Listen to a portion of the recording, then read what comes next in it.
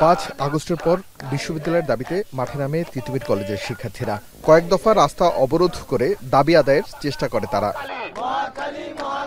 ঢাকা বিশ্ববিদ্যালয় থেকে 7 কলেজ আলাদা হওয়ার পর বিশ্ববিদ্যালয়ের দাবিতে নতুন করে কর্মসূচি ঘোষণা করে তিতুমির কলেজের শিক্ষার্থীরা। প্রথমে অনশন কর্মসূচির পাশাপাশি 7 দফা দাবি থাকলেও পরে 3 দফা দাবি সামনে রেখে বারাসাত ব্লকেট টু নর্থ সিটি কর্মসূচি ঘোষণা করেন তারা। ক্লাস পরীক্ষা অনির্দিষ্টকালের জন্য বন্ধ করে দিয়ে সোমবার সকাল থেকে আবারও চলছে এই কর্মসূচি। আমরা এখানে আসছি পড়াশোনা করার জন্য, আমাদের প্রধান কাজ হচ্ছে পড়াশোনা।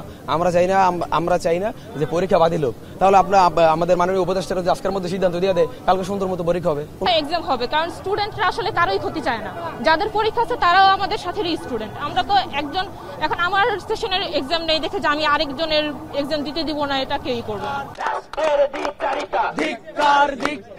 বিশ্ববিদ্যালয় ঘোষণা করে বাৎসরিক ক্যালেন্ডার প্রকাশের পাশাপাশি শিক্ষা উপদেষ্টার বক্তব্য প্রত্যাহার ও আইন উপদেষ্টার ক্ষমা প্রার্থনা দাবি সামনে রেখে সড়ক অবরোধ চলছে। এতে চলাচল বন্ধ হয়ে যায় মহাখালী থেকে গুলশান পর্যন্ত।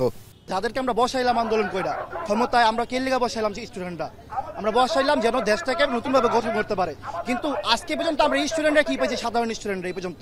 যারা বলেন যে তিতুমির বিশ্ববিদ্যালয় হওয়ার যোগ্যতা নাই, তারা এখানে এসে দেখতে পারেন আমাদের ক্যাম্পাসে অলরেডি 22টি ডিপার্টমেন্ট আছে, 24টি ক্লাব আছে এবং 14টি টিচার আছে যারা পিএইচডি ডিগ্রিধারী, যা 7 কলেজের মধ্যে অন্যতম তিতুমির কলেজে আছে।